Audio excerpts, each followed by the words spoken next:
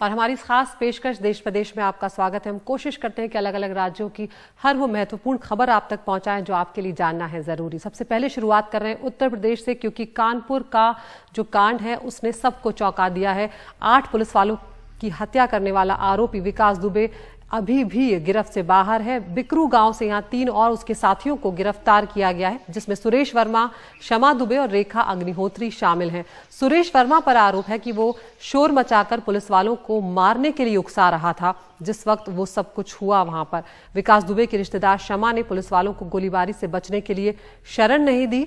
उधर रेखा अग्निहोत्री विकास के घर पर काम करने वाली है। इससे पहले दुबे के करीबी दयाशंकर अग्निहोत्री को एक मुठभेड़ के बाद पकड़ा जा चुका है, जिसने अपने बयान में ये कहा था कि पुलिस के द्वारा ही उन्हें सूचना मिली थी कि पुलिस दबिश देने जा रही है। तो एक के बाद एक दिन ब दिन पुलिस जो है उत्तर प्रदेश की वो इनाम की रकम जो है विकास दुबे पर वो बढ़ाती जा रही है, लेकिन अब तक विकास दुबे पुलिस की गिरफ्त तक में नहीं आया है। मुख्यमंत्री योगी आदित्यनाथ ने उसे पकड़ने के लिए 1 हफ्ते का अल्टीमेटम दिया है पुलिस महकमे को। दुबे को पकड़ने के लिए इनाम की रकम भी अब 2.5 लाख कर दी गई है, 1 लाख से बढ़ाकर।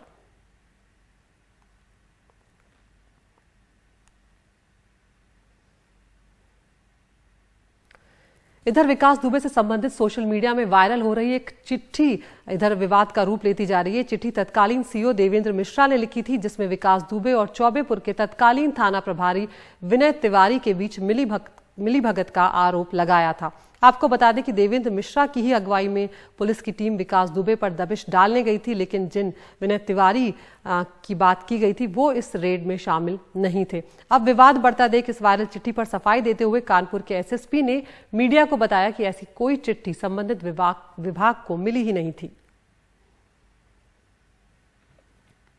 विनय तिवारी के खिलाफ तो लिखा गया है, इस संबंध में एक चिट्ठी वायरल हो रहा है। उस चिट्ठी में ये तथ्य दिया गया है कि 386 धारा विकास दुबे के खिलाफ जो लगा है वो हटाया गया है और उसको फेवर किया जा रहा है। इस संबंध में मेरे द्वारा जांच किया गया है। इनमें से रिसीविंग एवं डिस्पैच रजिस्टर, इन दोनों में ना तो इस चिट्ठी के संबंध में कोई उल्लेख है, ना तो 14 तारीख को एसओ के खिलाफ कोई अन्य रिपोर्ट रिसीव हुआ है। इस संबंध में कोई उल्लेख नहीं है, ना कोई इस संबंध में कोई फाइल यहाँ पे पाए गए हैं। जेन्युइनिटी के संबंध में हम लोग और जांच कर रहे हैं। जो भी तथ्य सामने आएगा उसके आधार पर कार्रवाई की जाएगी।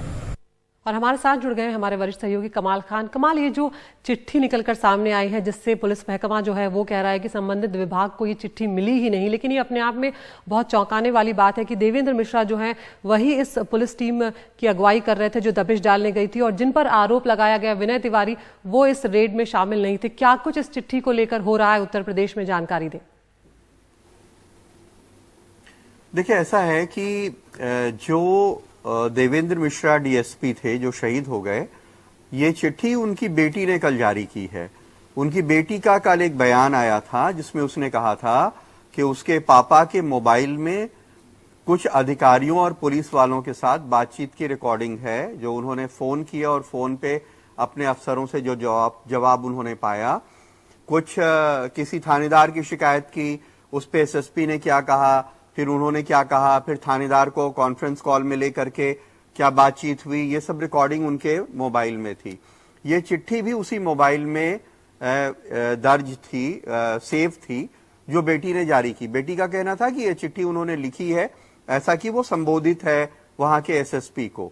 अब हो सकता है कि ये चिट्ठी लिखने के बाद उन्होंने फोटो खींच के मोबाइल में सेव की हो, एसएसपी के यहाँ ना भेजा हो, क्योंकि एसएसपी कह रहे हैं कि जो रिसीविंग होती है उनके यहाँ जो डाक आती है उसमें कहीं इस तरह की चिट्ठी यहाँ रिसीव नहीं हुई है, लेकिन उनकी बेटी ने ये दिया था और उसका कहना था कि मोबाइल में दर्ज है। इसी तरह एसएसपी से उन्होंने किसी दरोगा की शिकायत कर रहे हैं कि उसने कुछ मुजरिम पकड़े और उसमें से ज्यादातर को छोड़ दिया और 3 दिन तक उनको थाने में बिठा रखा था। छोड़ क्यों दिया इसकी मुझे जानकारी नहीं दी, अपने डिप्टी एसपी को बताए बिना, जो उसका वहां इमीडिएट इंचार्ज है, ये छोड़ दिया। तो इस तरह की पुलिस की बहुत सारी बातें हैं जिसकी ऑडियो रिकॉर्डिंग और चिट्ठी उन्होंने दी थी। अब ये हो सकता है, अगर एसएसपी कह रहे हैं तो उनके थाने में हो सकता है ये रिसीव ना हुई हो, उन्होंने लिखा हो और उनको भेजा ना हो। लेकिन क्या कमाल, ना रिसीव हुई हो वो बात ठीक है, लेकिन अगर ये बात निकलकर सामने आई है तो क्या विनय तिवारी जिनके ऊपर इस तरह के आरोप लग रहे हैं या इस तरह की बात निकल कर आई है, क्या किसी तरह की जांच करने की कोशिश करेगा उत्तर प्रदेश का पुलिस महकमा? देखिए, ऐसा है कि विनय तिवारी और उस थाने के जितने भी पुलिस वाले हैं, और वही नहीं, तकरीबन 30 पुलिस वालों की जांच हो रही है। कल जो 3 लोग सस्पेंड हुए हैं, जिसमें एक कृष्ण कुमार शर्मा एसआई हैं, एक कुंवर पाल हैं, उन लोगों से भी इंटरोगेशन हो रहा है कि इन लोगों का क्या रोल था। कृष्ण कुमार शर्मा जो बिकरू गांव के बीट इंचार्ज थे, उन्होंने कहा कि 2 तारीख को विकास दुबे ने उनको फोन किया 2 जुलाई को, और उनसे ये कहा कि अपने थानेदार को समझा लेना, अगर बात बढ़ेगी, पुलिस यहां आई तो गांव से लाशें उठ के उनकी लोगों पुलिस की जाएंगी। इस पे कृष्ण कुमार शर्मा बहुत ज्यादा डर गए, और जब रेड में टीम जा रही थी तो उन्होंने अपनी कहीं पे गश्त पे रवानगी दर्ज करा के वो टीम के साथ नहीं गए, किसी गश्त में कहीं और चले गए। इसी तरह कुंवर पाल जो वहां के पहले बीट इंचार्ज थे, उन्होंने भी बहुत सारी चीजें इंटरोगेशन में बताई हैं। राजीव तिवारी जो सस्पेंड हुए हैं सिपाही, उन्होंने भी इंटरोगेशन में कुछ चीजें बताई हैं। एक डिप्टी एसपी जो पहले वहां पे पोस्टेड थे, उनसे कल पूछताछ हुई, उनसे ये पूछा गया कि 2018 में जब विकास दुबे ने अपने कजिन के ऊपर 9 गोलियां चलाई और उनके कजिन की वाइफ ने जब उसके ऊपर एफआईआर कराई, तो आपने गैंगस्टर एक्ट क्यों नहीं लगाया। तो इस तरह से ये सब जांच के दायरे में बहुत सारे पुलिस के लोग हैं, विनय तिवारी समेत, और बहुत तरह की बातें अब उनसे जो पूछताछ हो रही है उसमें निकल के सामने आ रही है। हो सकता है कि उनके खिलाफ भी कोई कार्रवाई हो। बिल्कुल, बहुत शुक्रिया कमाल इस तमाम जानकारी के लिए। लेकिन कई पुलिस वालों पर यहाँ पर आरोप लग रहे हैं, कुछ को निलंबित भी किया गया है, कुछ की जांच की जा रही है, लेकिन जो मिली भगत है उससे इनकार यहाँ पर नहीं किया जा सकता। तभी विकास दुबे जो है वो अब तक फरार है, और अब तक उसका जो दबदबा है वो इस तरह से कायम था। इस बीच उत्तर प्रदेश के भदोही से खबर आ रही है कि कल रात पुलिस और बदमाशों के बीच वहां पर मुठभेड़ हुई है। इस एनकाउंटर में एक अपराधी मारा गया, जबकि एक भागने में कामयाब हुआ है। इस घटना में एक पुलिसकर्मी घायल हुआ है। मारे गए अपराधी पर 50,000 का इनाम था।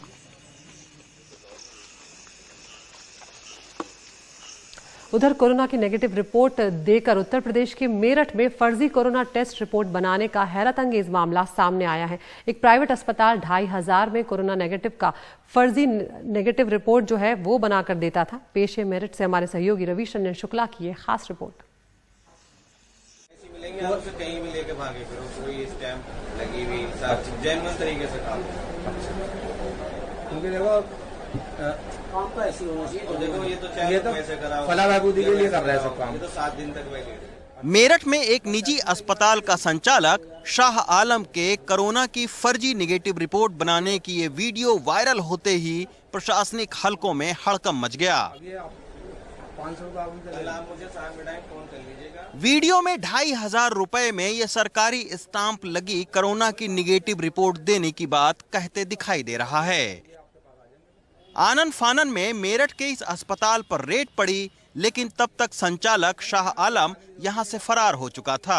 अब अस्पताल का लाइसेंस रद्द करके इसे सील कर दिया गया है। मैंने उसको सुना, उसमें देखा, एक आदमी है जो ये कह रहा है कि आप पेशेंट नहीं लाना पड़ेगा और आपका जो है कोरोना टेस्ट मैं करा दूंगा, नेगेटिव की रिपोर्ट भी दे दूंगा, 2500 रुपये लगेंगे, और वो उसमें पैसे भी लेता हुआ दिखाई दे रहा था। वो आदमी हमने आइडेंटिफाई कर लिया था और उस हॉस्पिटल का लाइसेंस रात हमने निरस्त कर दिया था, और उसके खिलाफ डिसाइडेड थाने में उसकी एफआईआर करवा दी। मेरठ में कोरोना से अब तक 70 मौतें हो चुकी हैं और 1150 से ज्यादा लोग संक्रमित हो चुके हैं। मेरठ में कोरोना के बढ़ते मामले देखते हुए कई इलाके अब भी सील हैं, जहां लोगों को आने जाने की मनाही है। थोड़े से लक्षण दिखते ही प्रशासन जांच के लिए लोगों को क्वारंटाइन कर रहा है। इससे बचने की तरकीब निकालने के लिए शाह आलम ने कोरोना की फर्जी निगेटिव रिपोर्ट बनानी शुरू की। इस संदर्भ में 420 आईपीसी का अभियोग पंजीकृत कर लिया गया है। इसमें कुछ जो भी साक्ष्य हैं यह प्राप्त करके उसका परीक्षण करके नियमानुसार कार्रवाई की जाएगी। यह एक गंभीर प्रकरण है, इसको पूरी गंभीरता से लिया जा रहा है। अब मेरठ पुलिस इस बात का भी पता लगा रही है कि क्या कोरोना के शुरुआती लक्षण दिखने वाले लोगों को भी कोरोना निगेटिव की फर्जी रिपोर्ट दी गई है या नहीं। दी गई है तो आखिर ऐसे कितने लोग हैं और उन्होंने कहां कहां पर ट्रेवल किया है। लेकिन इन सारे सवालों का जवाब तभी पुलिस को मिल सकता है जब इस कोरोना निगेटिव की फर्जी रिपोर्ट बनाने वाले रैकेट के संचालक शाह आलम की गिरफ्तारी हो पाए। फिलहाल जिला अस्पताल लोगों के ज्यादा से ज्यादा टेस्ट करने की तैयारी में जुटा है ताकि मेरठ में कोरोना संक्रमण में कमी लाई जा सके। लेकिन ऐसी घटनाएं बताती हैं कि इस महामारी में भी लोग पैसा कमाने के लिए इस तरह के उल्टे सीधे हथकंडे भी अपना सकते हैं। मेरठ से सचिन गुप्ता के साथ रवीश रंजन शुक्ला, एनडीटीवी इंडिया।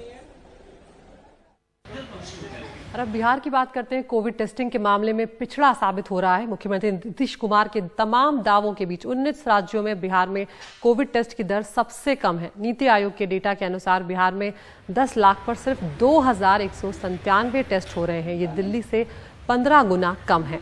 दिल्ली में करीब 33,000 टेस्ट हो रहे हैं। यहाँ तक कि पड़ोसी राज्य झारखंड में भी बिहार से दोगुने टेस्ट किए जा रहे हैं। लेकिन बिहार सरकार जो है वो मानो सब कुछ भूल चुकी है। बिहार सरकार ने यहाँ पर यह दावा किया था कि हर रोज 10,000 टेस्ट कराए जा रहे हैं, लेकिन स्वास्थ्य विभाग ने जो आंकड़े ट्वीट किए हैं उसमें 7 से 8,000 टेस्ट की बात कही गई है। सवाल है कि क्या बिहार में टेस्ट के नाम पर अब फर्जीवाड़ा हो रहा है? और कोरोना टेस्ट पे कोताही को लेकर नेता प्रतिपक्ष और बिहार के पूर्व मुख्यमंत्री तेजस्वी यादव ने ट्वीट किया है। उन्होंने लिखा है कि बिहार में कोरोना संक्रमण जो है अप्रत्याशित रूप से बढ़ चुका है। सरकार को कहीं कोई चिंता नहीं, न तो जांच की न इलाज की।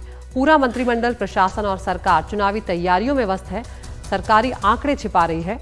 अगर सरकार नहीं संभली तो अगस्त सितंबर तक स्थिति और विस्फोटक हो सकती है।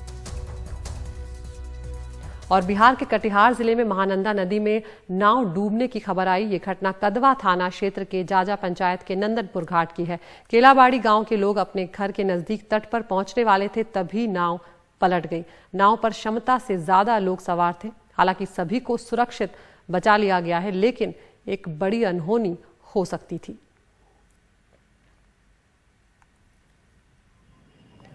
राजस्थान की बात करते हैं। जोधपुर के सबसे बड़े उम्मेद अस्पताल में एक बार फिर लापरवाही का मामला यहां पर सामने आया है। अस्पताल में भर्ती 4 बच्चों को एक्सपायरी डेट का ग्लूकोज चढ़ा दिया गया। मामला सामने आते ही हड़कंप मच गया और आनन फानन में जांच बिठा दी गई। इसी अस्पताल में फंगस लगे ग्लूकोज चढ़ाने से 29 गर्भवती महिलाओं की मौत हो गई थी। और अब एक बार फिर एक्सपायर्ड ग्लूकोज चढ़ाने का मामला सामने आया है। कोरोना वायरस और लॉकडाउन ने सिर्फ व्यापार या कारोबार को नुकसान नहीं पहुंचाया, बल्कि लोगों को जुदा भी कर दिया है। ऐसी ही कहानी है जोधपुर के लीलाराम की। उनकी पत्नी पाकिस्तान में रह गई हैं। वो 3 बच्चों के साथ जोधपुर में है। लीलाराम पाकिस्तानी विस्थापित हैं। 2005 में उन्हें भारतीय नागरिकता मिल गई थी। उनकी पत्नी टर्म वीजा पर 12 साल से भारत में रह रही थी। संक्रमण कोरोना का जब फैला उससे पहले फरवरी में लीलाराम परिवार सहित पाकिस्तान गए थे। लीलाराम तो वीजा लेकर आ गए, लेकिन उनकी पत्नी no objection return to India certificate के जरिए पाकिस्तान गई थी। पूरे परिवार को 60 दिन की इजाजत मिली थी, लेकिन लॉकडाउन के कारण ये वक्त खत्म हो गया और वापस लौटने पर इमिग्रेशन में लीलाराम की पत्नी को रोक दिया गया। लीलाराम और तीनों बच्चे अब भारत में हैं, जबकि पत्नी पाकिस्तान में है।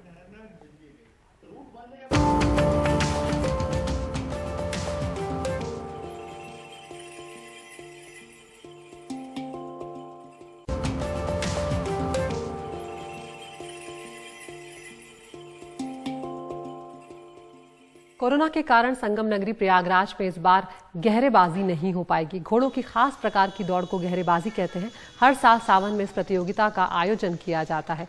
इसकी सबसे खास बात यह है कि इस मुकाबले में हिंदू और मुसलमान दोनों हिस्सा लेते हैं और जमकर यहाँ पर घुड़दौड़ जो है वो चलती है। गहरेबाजी को हिंदू मुस्लिम एकता का यहाँ पर प्रतीक भी माना जाता है।